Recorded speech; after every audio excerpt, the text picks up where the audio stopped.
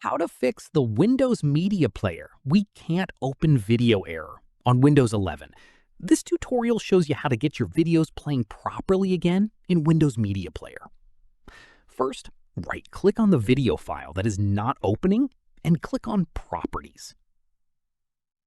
From there, check the file format at the end of the file name, such as MP4, MKV, or AVI.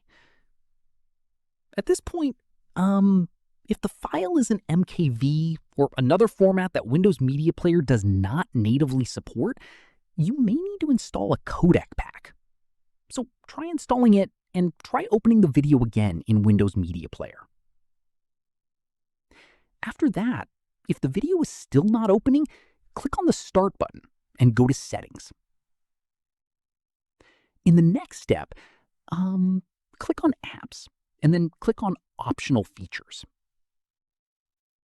From there, search for Windows Media Player in the list and make sure it's installed and enabled. Following this, restart your PC and try opening the video again.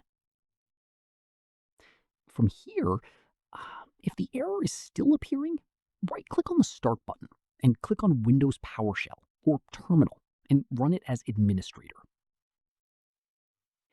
At this stage, type in sfc/scan now and press Enter to scan and repair any corrupted system files that may be affecting Windows Media Player. Once completed, restart your PC and check if the video opens correctly now. Finally, if Windows Media Player continues to give the error, consider switching to VLC Media Player as your default video player. It is free, supports almost all video formats, and eliminates most playback issues. And that's it. If this guide helped you fix the Windows Media Player We Can't Open Video error, give it a like, subscribe for more Windows tutorials, and tap the bell icon for updates. See you in the next one.